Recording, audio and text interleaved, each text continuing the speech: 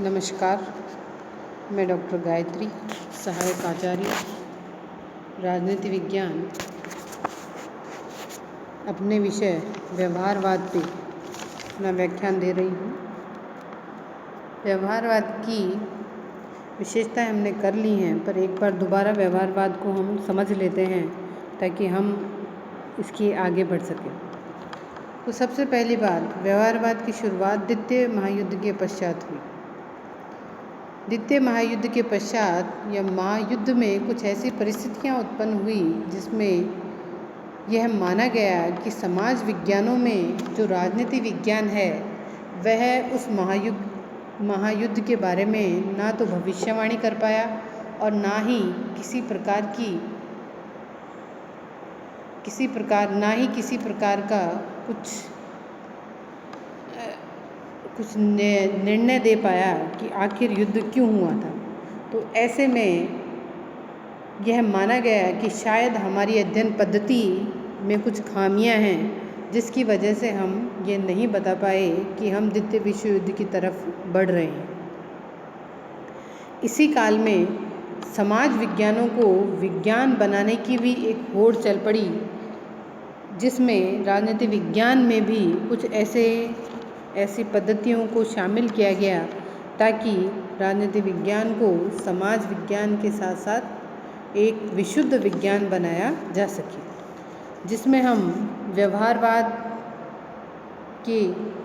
जिसमें सबसे पहली कोशिश जो की गई वह व्यवहारवाद के रूप में हमारे सामने सम्मुख आती है।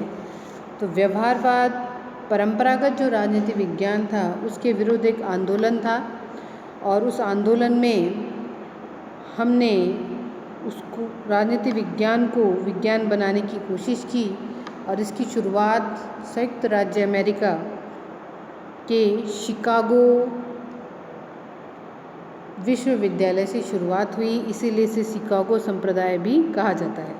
1908 में ग्राहम वाल्स, आर्थर बेंटले, 1925 में Charles मेरियम, new aspects of politics, इन्होंने अपनी पुस्तकों के माध्यम से राजनीति विज्ञान में व्यवहारवाद को लाने की कोशिश की। इसके अलावा दो निजी संस्थाएं थी, American political science association, social science research council, इन्होंने भी व्यवहारवाद को आगे बढ़ाने में काफ़ी योगदान दिया और उन्होंने अपने कुछ शोध पत्र भी निकले जिसमें public opinion, American behavioural science, political behavioural, quarterly world politics, ये कई शोध पत्र थे जिसमें ये इंगित हुआ कि अब अध्ययन की इकाई संस्थाएं न होकर व्यक्ति का व्यवहार होंगी। और आधिकारिक विद्वान जो व्यवहारवाद के माने जाते हैं वे हैं डेविड स्टन। डेविड स्टन ने अपने लेख the current meaning of behaviourism में व्यवहारवाद को परिभाषित किया और इसके पश्चात डेविड स्टन ने ही कुछ विशेषताएं भी व्यवहारवाद की बताई, जो कि नियमन, सत्यापन, पर्यवेक्षण, मूल्य, निरपेक्षता और व्यवस्थीकरण, विशुद्ध विज्ञान और एकीकरण, ऐसी 8 बौद्धिक आधारशिलाएं व्यवहारवाद की बताई गई हैं।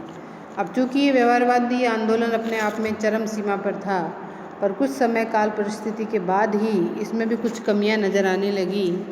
इन कमियों में जो अगर हम माने कि व्यवहारवाद के जो कट्टर आलोचक हैं वे परंपरावादी राजनीति शास्त्री ही रहे, जिसमें लियो स्ट्रॉस, क्रिश्चियन बे, एरिक ब्रॉगलिन ऐसे अनेक कमियों को स्पष्ट किया है, जिनमें मेलफोर्ड सिबली ने अपने एक लेख द लिमिटेशंस ऑफ बिहेवियरिज्म में व्यवहारवाद की सीमाओं का उल्लेख किया है।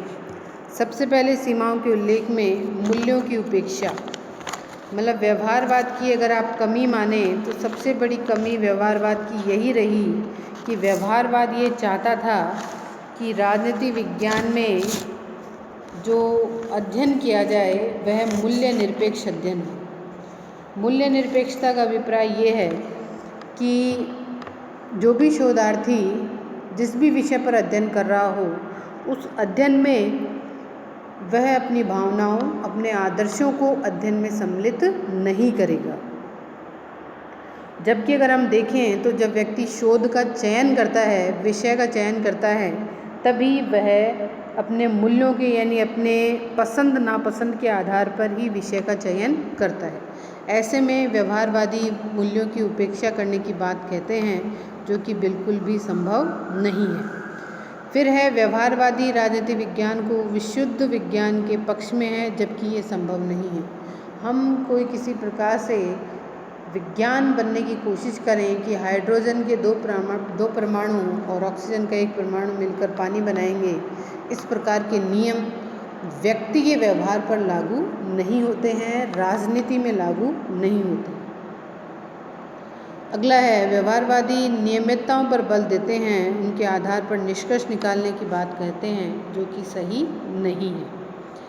फिर है व्यवहारवादी तथ्यों को एकत्रित करने में इतने अधिक उलझ जाते हैं कि वे वास्तविकता से ही दूर हट जाते हैं। मतलब आप डाटा कलेक्शन में इतने बिजी हैं कि आप जो आपके अध्ययन का उद्देश्य था उसको ही पूर्ण नहीं कर पा रहे हैं। और कुछ व्यवहारवाद में कुछ ऐसा शब्दों का आडंबर भी है, जो कि कुछ ऐसे शब्द शामिल किए गए हैं जो एक साधारण मनुष्य के लिए तो समझना ही बहुत मुश्किल है।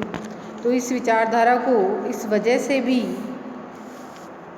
इसकी आलोचना की जाती है क्योंकि इसमें वैज्ञानिकता पुट डालने के एवज में जो विषय की सार गर्भिता है वह ख़त्म कर दी गई है। फिर भी इन आलोचनाओं के बावजूद इस क्रांति का महत्व है, निष्कर्ष हम ये कह सकते हैं, क्योंकि राजनीति विज्ञान के स्वरूप में बहुत बड़ा परिवर्तन व्यवहारवाद के पश्चात ही हुआ। इस क्रांति ने राजनीतिक वैज्ञानिकों के दृष्टिकोण को व्यापक बनाया। अंतः अनुशासनात्मक अध्ययन जो अभी तक राजनीति विज्ञान में नहीं था उसको भी शामिल किया गया, और एक आधुनिकता और अनुभववाद का पुट जो था वो भी राजनीति विज्ञान में व्यवहारवाद के बाद ही हमें देखने को मिलता है। इसी के साथ मैं अपना ये टॉपिक समाप्त करती हूँ। धन्यवाद।